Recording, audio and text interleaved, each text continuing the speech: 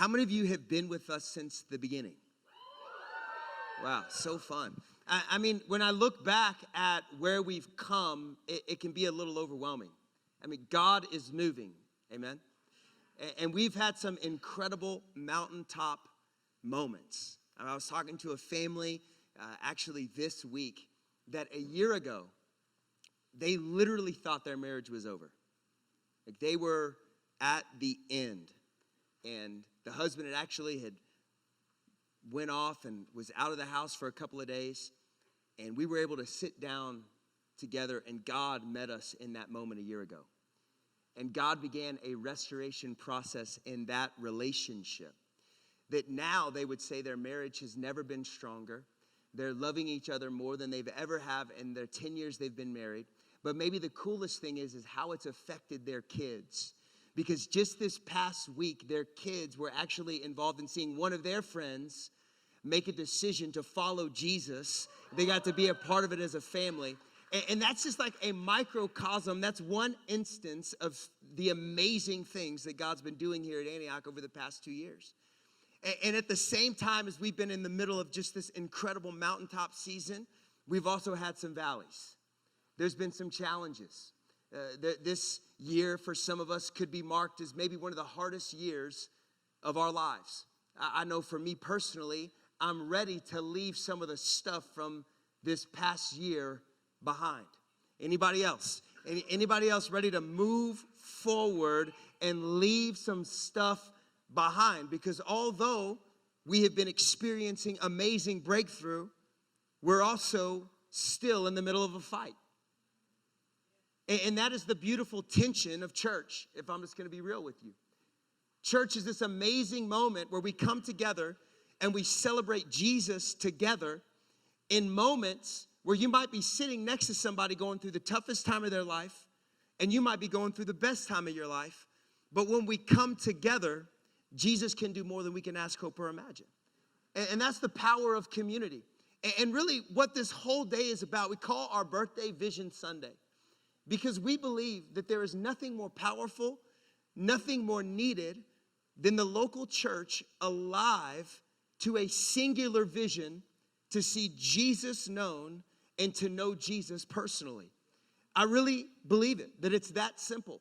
All of the complexity of our culture really comes down to if we just know Jesus and we singularly make him known, then the impossible situations that we feel like we're facing as a society all of a sudden become possible.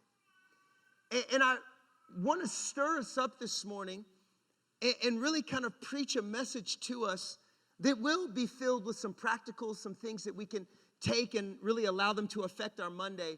But the thing that I really feel like God has put on my heart for us today is for us to expand our ability to see where we're going. Because I think that we're entering into a season as a city where God is going to do more than we could even dream. And it's going to take the church moving into areas of the city, moving into areas in our own lives that maybe we have felt like are impossible. Maybe we have felt that they are too big, that the complexity is too large. And I just believe that we're in a season right now where God is giving us an invitation to move forward. And I want you to take that beautiful Antioch pen that you got when you walked in. We spared no expense on these pens. Please be careful. They give you about about 5 clicks and then they break. So if you hit it and it breaks, then you were number 5, okay? So, but use that pen. And what I want you to do is I want you to write on top of your notes, because I know you're all super godly, because people that take notes, God hears your prayers more than people that don't take notes. That's a joke. But I want you to write on top of your notes, it's time to move. It's time to move. And if you have a Bible with you this morning, I want you to make your way to Joshua 1. Joshua 1. We're going to read the first 6 verses of this chapter. If you don't have a Bible, we'd love to hook you up. You can just go to the Get Connected corner and ask for one. and we've got you. But if you don't want to own a Bible, you can just download an app, or you can just look at the screens. Are you ready? Say amen. After the death of Moses, the servant of the Lord said to Joshua, son of Nun, Moses' aide, Moses, my servant, is dead. Now then, you and all these people get ready to cross the Jordan River into the land that I'm about to give you.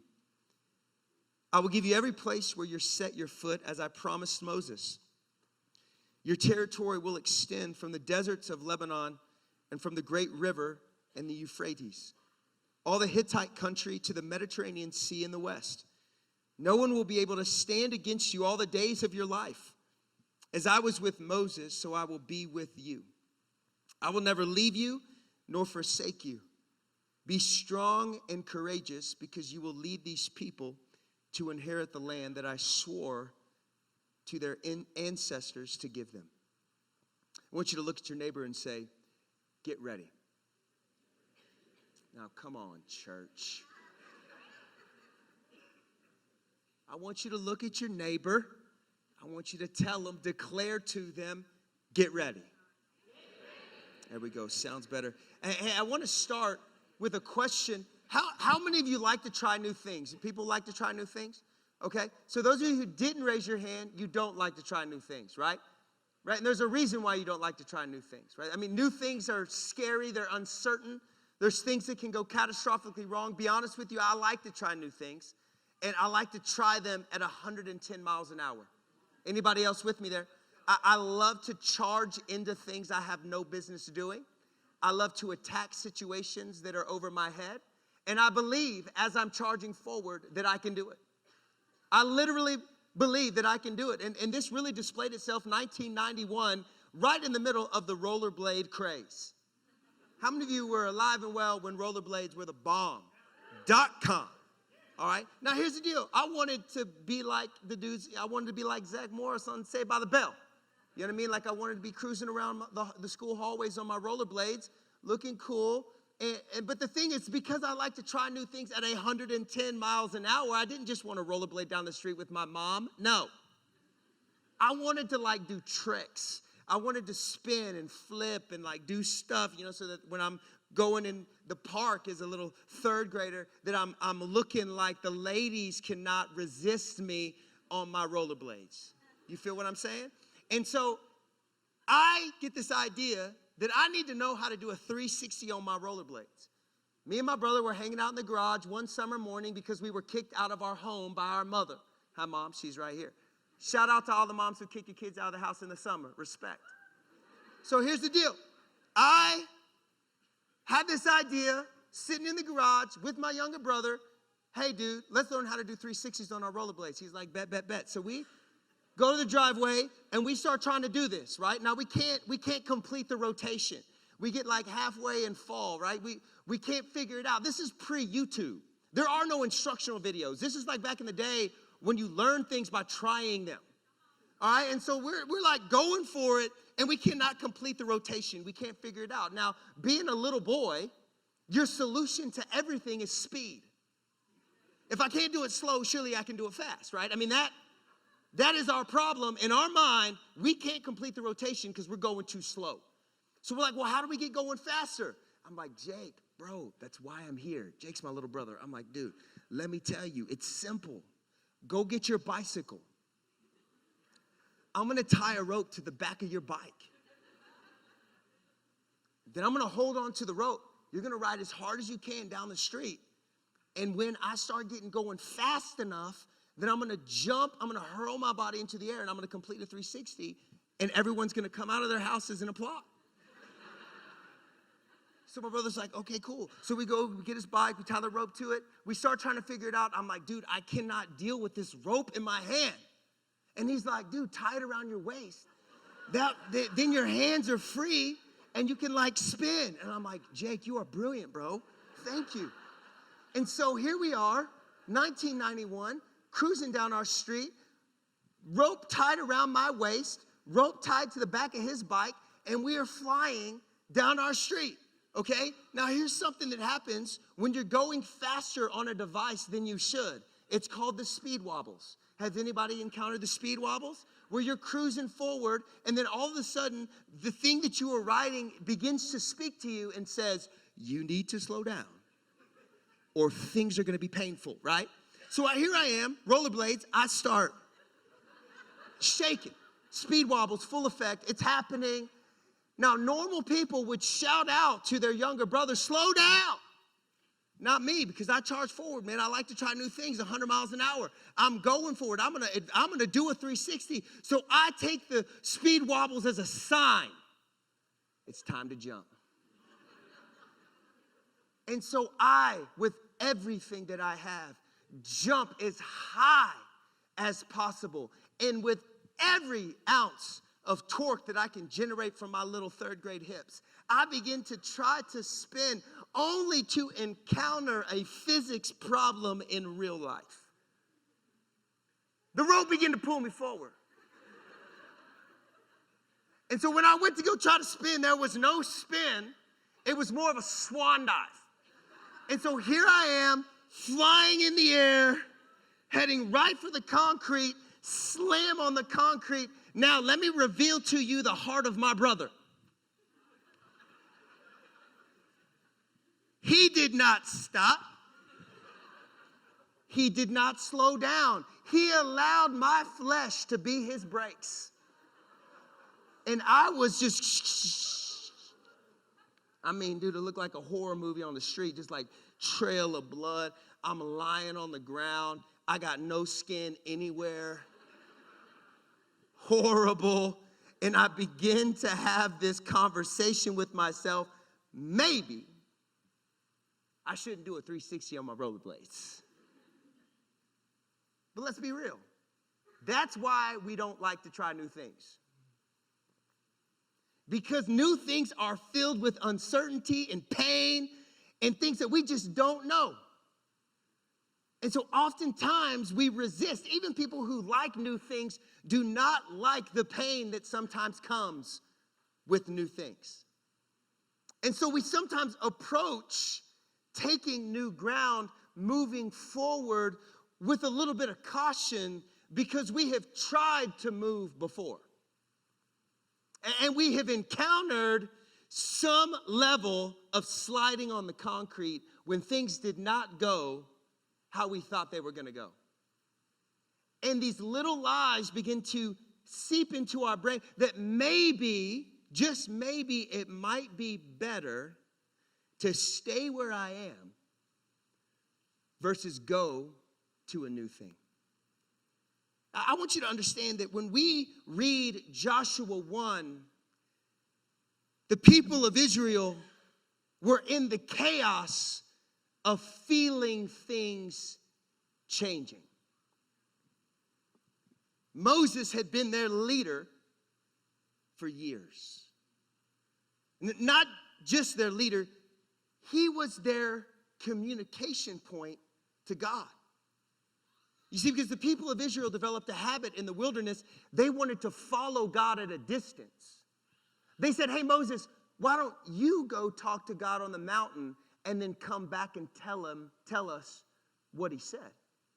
He became their place of contact. He became their leader, their representative, and now he was gone. I mean, can you imagine the chaos that began to run through the camps of Israel while they were still in the wilderness when word began to spread that Moses was dead? Moses was the man who led them out of Egypt. He was the one that told them they were going to have food, and then food began to fall from heaven. He was the one that said, don't stress out about water. Water's going to come out of this rock. He was the one that heard from God. Here's the 10 Commandments. Here's how I want you to live. Here's your standard of righteousness and holiness.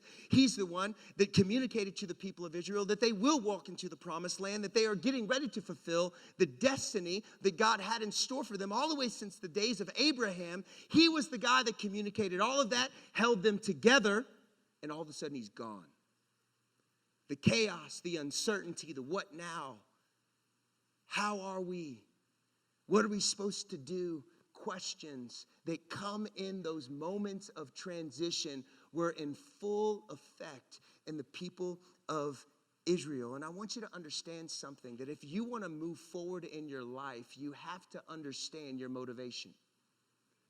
If you want to move forward in your life, you have to understand your motivation. Motivation means the reason why you do something. So you could say you have to know your why if you want to move forward. Motivation will be fueled always by your why. You lose your why, you lose the move in your motivation. It's very normal for all of us. How many of you have ever started trying to work out?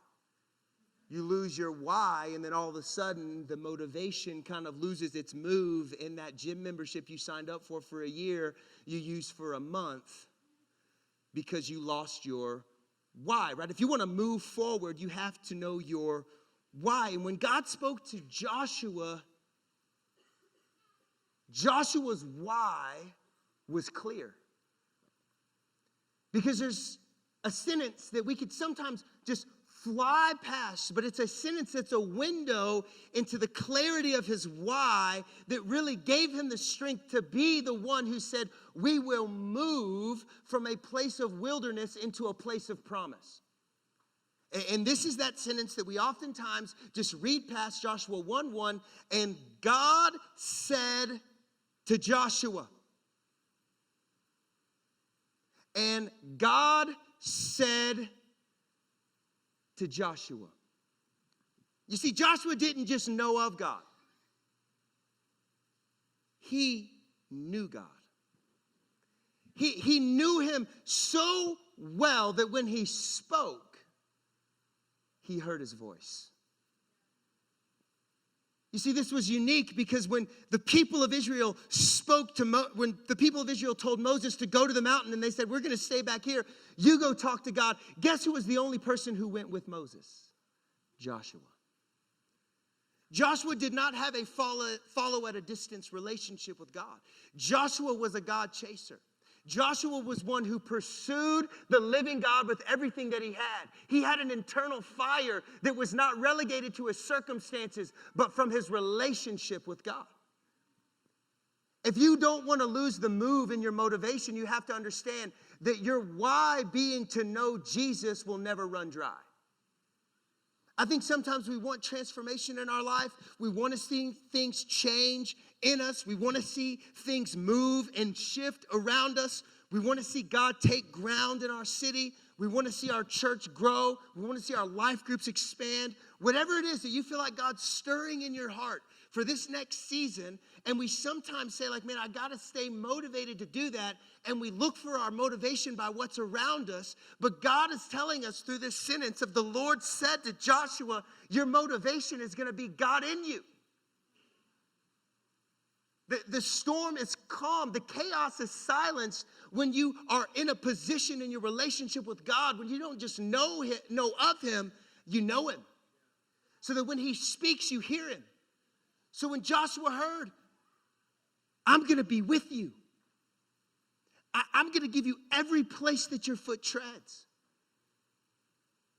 He knew God. He had seen the way that Moses interacted with God. And so when God spoke to him and said, I'm going to be with you like I was with Moses, then he's like, then I'm going to look at him.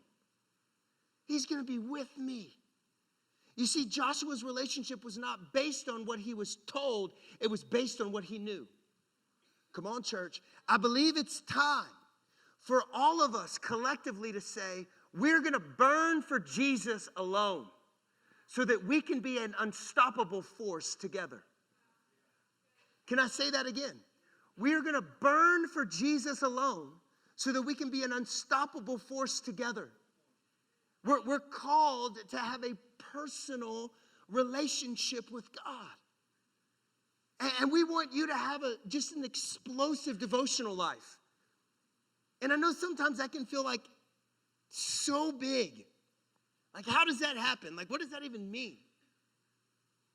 It's really simple. We want you to daily have a moment with Jesus that strengthens you, stabilizes you, encourages you, and speaks to you. Every single morning, where our heart is that this year will be a year where where the devotional lives of the people in our church explode, that the internal passion for Jesus begins to stir, so that when we come together collectively, we're burning together.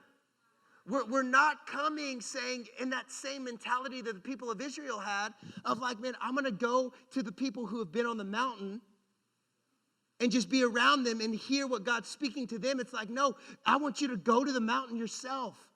I want you to meet with Jesus yourself, because that's what he made a way for at the cross. It's for you to have a personal relationship with him. Listen to me, church, there's nothing more powerful than a church alive to the fact that Jesus wants to meet with them. There's nothing more powerful than that. When we begin to believe that our personal devotional life does not matter, we lose our move in our motivation.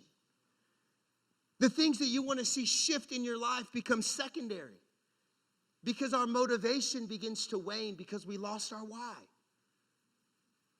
A personal fire for Jesus is the why that won't run dry. It is the place that will never let us down. It is what stabilizes in storms. It is what holds us in chaotic moments. It is what is the calming voice in the middle of things you think are going to kill you.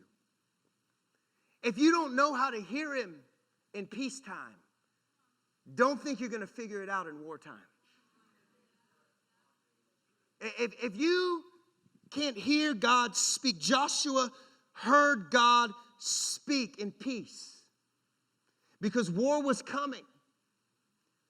If you're not positioning yourself daily and giving yourself, your heart, an opportunity to breathe, to read the Bible every day, just read something.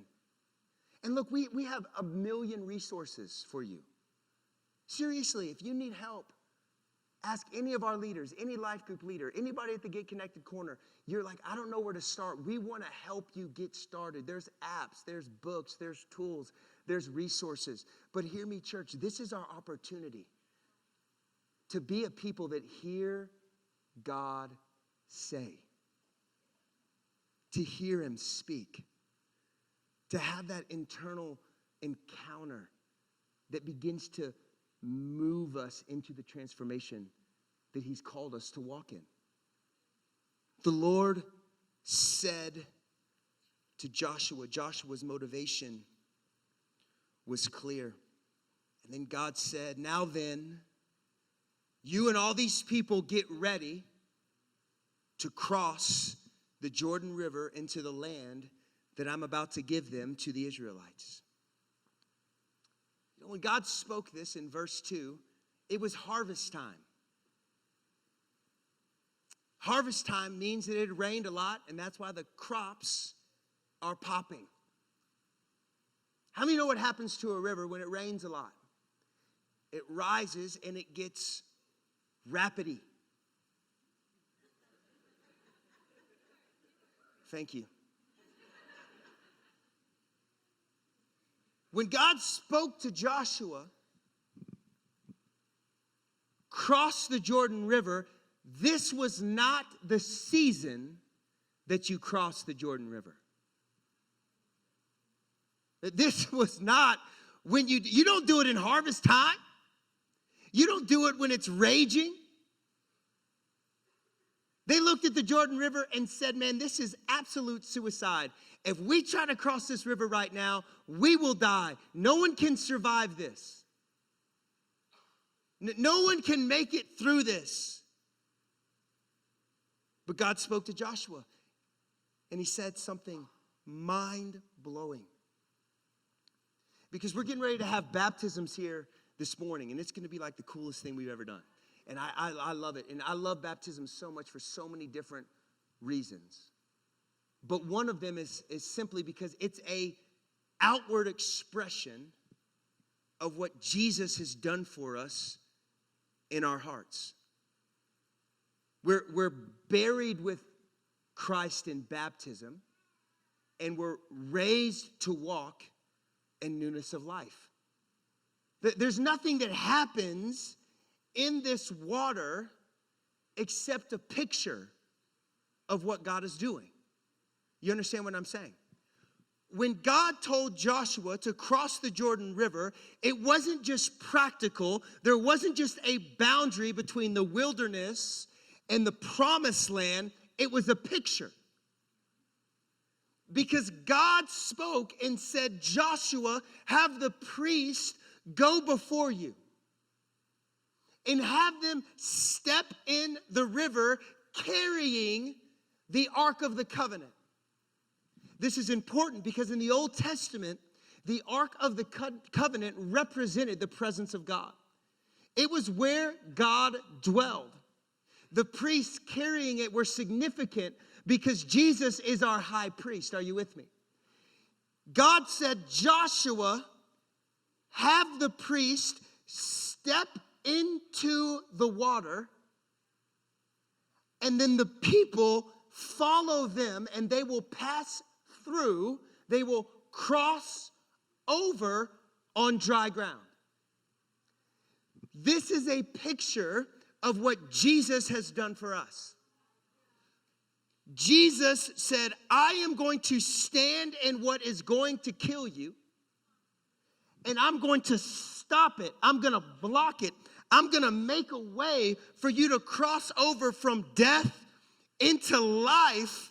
Oh, y'all ain't going to listen to me. He said, I'm going to make a way for you to cross over from death into life because I am in the water stopping what's going to kill you.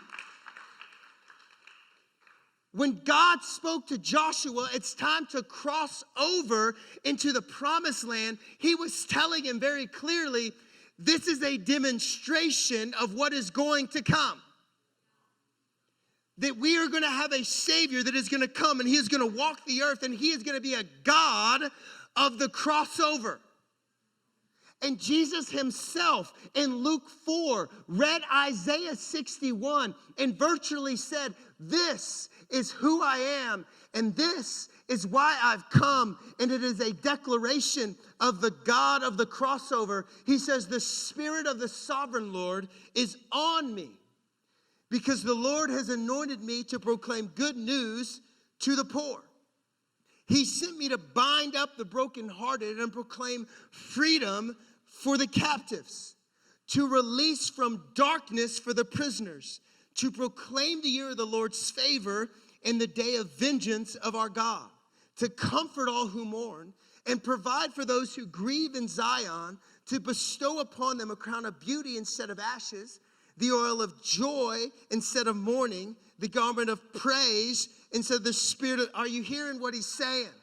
He's saying it's time to move from mourning to dancing. That Jesus is like, hey, I am the God who is going to step in what is going to kill you, and I'm going to stop it. I'm going to take the pressure of it, and you are going to pass over, you're going to pass through from death into life, from hopelessness into hope.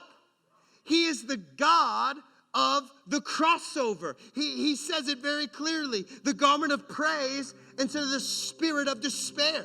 And I love this part. He says, and they will be called the oaks of righteousness, a planting of the Lord for the display of his splendor. Isn't it beautiful that God would say, demonstrating his hope to us, that is the freedom that he's given to us that will display his splendor on the earth. That the hope that you will carry is a reflection of the splendor of heaven. That when you make a decision to step into what you think is going to kill you, to enter into the promises that God has for you, and you realize that Jesus has gone before you, and he's made a way for you to experience freedom where you had once been in bondage. That he has made a way for you to literally let go of the things that have control of you and say, it's time to move. It's time to move. Church, I'm here to tell you that this year we're going to move as a church. It's time for us to move into the land that God has promised us. When God told Joshua it's time to move into the promised land, he recites out all of these different people groups that were inhabiting the land that he had for them. He says, look, yeah, you're going to have the land in the Hittite country and the Canaanite country, all the way to the Mediterranean Sea, all the way from the river. You got to understand, the people of Israel had been in wilderness. They had been walking around, not fighting, walking around for 40 years. They had no business waging war. They didn't have an army. They weren't ready. They were not doing military drills while they were wandering around. No, they were professional complainers. That's all they did. And God said, it is time for you to step into areas of the land you have no business being in, because I'm going to give you every place your foot treads. Come on, somebody, listen to me. It's time for us to begin to live our lives understanding that no longer do I just walk into the offices of Facebook because I work there. I am stepping into that office saying, this is now the Lord's. I'm crossing over. I'm not just going to my office anymore. I'm not just walking through UT's campus. I'm now saying it's time to move. I'm not a guest here. Are you hearing what I'm saying? It's time for us to begin to live as a church, as a moving people, that we understand that God is with us to give us every place our foot treads. Stop living like you're a guest and begin to inhabit what God's freely given to you. Come on, somebody. Listen to me. The city is waiting for a church to stand up and make Jesus known because they're burning for him. Our city is waiting for a church to step up and say, Jesus and Jesus alone. He's here. You can cross over from death to life. You can cross over from hopelessness into hope. You can move from despair to freedom. It's time to move. Are you hearing what I'm saying? It's time to move. It's time to move, church. It's time to take ground. It's time to believe bigger than we've ever believed before. It's time for us to see God do more than we could ask, hope, or imagine. It's time. It's time to move. Are you ready to move? I'm asking you, are you ready to move? Are you ready to cross over? Are you ready to step into more? Are you ready to take the promised land? If you're ready to move, I want you to stand to your feet. I want you to give God the biggest praise that you've ever given him in the history of your life, because we serve a God that moves us from death to life.